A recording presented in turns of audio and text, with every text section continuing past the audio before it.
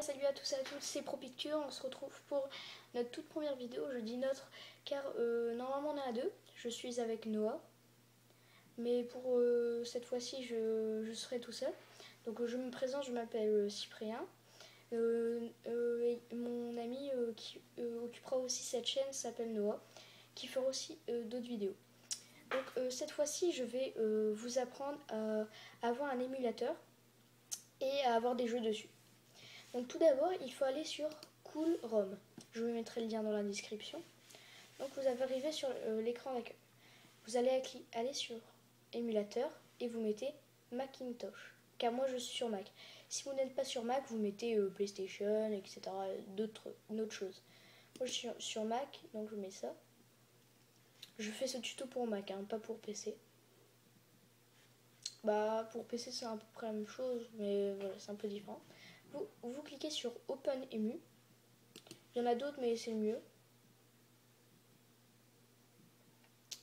J'avais un bug, j'espère qu'il ne va pas le refaire. Non, ça va. Et ici, vous allez pouvoir cliquer pour le télécharger. Donc moi, je ne vais pas le faire car je l'ai déjà, mais vous savez comment on télécharge. Voilà. Donc, après, vous mettez éveil, vous ne quittez pas, on aura besoin. Et après, quand ça finit de télécharger, ça sera comme ça. Donc, vous voyez, je vais le lancer, ça donne ça. OpenEmu. Là, vous allez voir toutes les consoles. Donc, je vous laisse voir Nintendo, DS, etc. Game Boy Advance, Game Boy, Atari. Donc, plein de consoles. Donc, maintenant, on a le truc, mais il faut les jeux. Alors, pour les jeux, vous allez dans les fichiers ROM et vous cherchez la console que vous cherchez le jeu qui est dans quelle console. Mais il faut savoir que l'émulateur ne prend que ces consoles-là. Si vous prenez un autre jeu, vous ne pourrez pas le faire. Par exemple, moi, il fait la NES.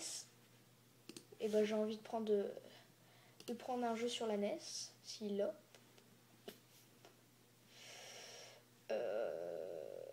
Non, il n'a pas. Donc, on va prendre d'autres choses. Par exemple,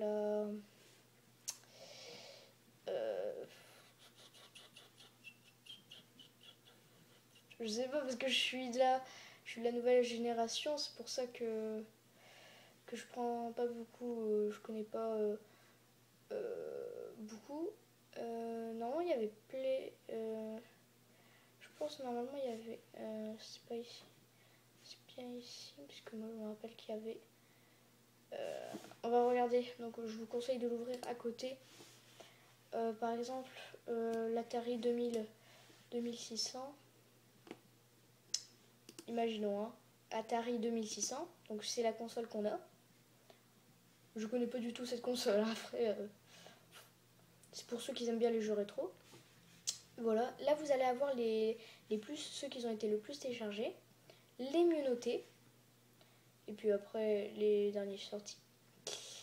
Donc voilà, par exemple, je vais prendre. Il y a des jeux pas mal, hein, on peut voir, par exemple, j'ai envie de prendre Pac-Man, qui était beaucoup téléchargé. Je clique dessus.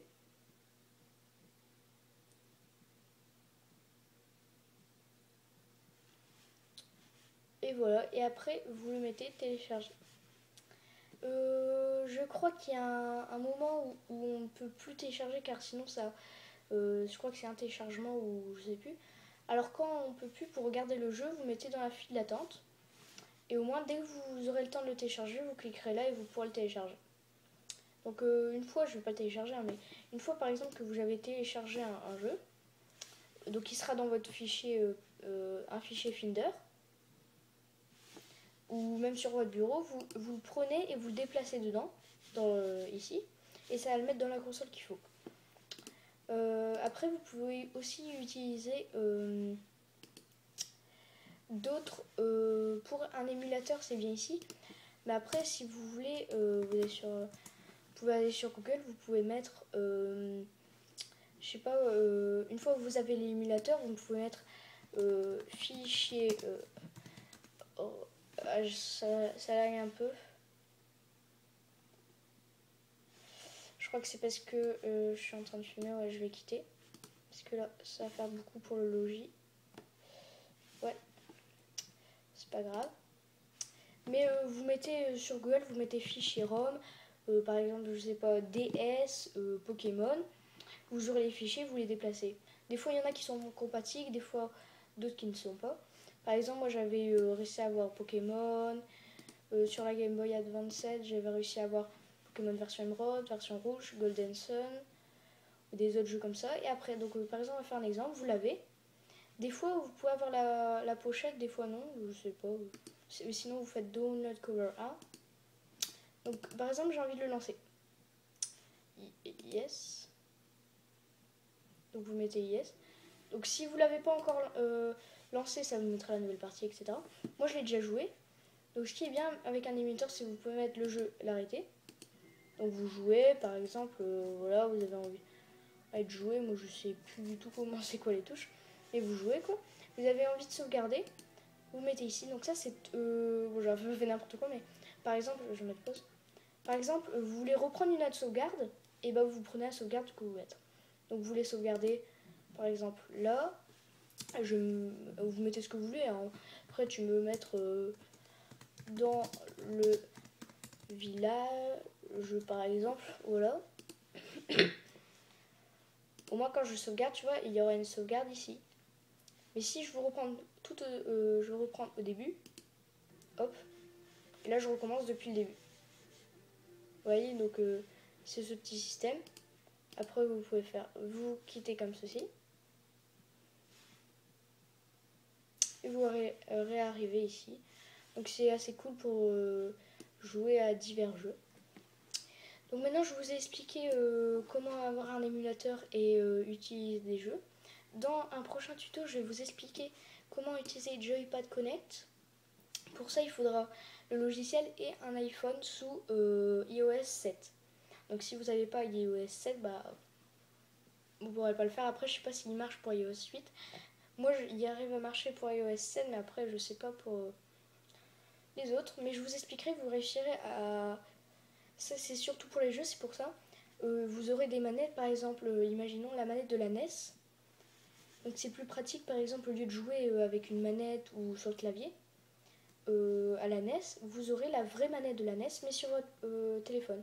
Et vous pourrez jouer comme ça, il sera connecté. Donc j'espère que ce petit tuto vous aura plu. Je vous mettrai aussi donc le lien de Cool ROM dans la description. N'hésitez pas pour rechercher d'autres jeux à mettre fichier ROM avec un espace et par exemple Pokémon 3DS par exemple. Bon, je sais pas puisque ça va marcher parce que c'est des jeux récents mais plutôt des vieux jeux. Et il faut que les jeux soient compatibles avec les différents consoles ici et vous les déplacez et ça marchera. Donc voilà, j'espère que ce petit tuto vous aura plu. Et moi, je vous dis à la prochaine. Et ciao tout le monde!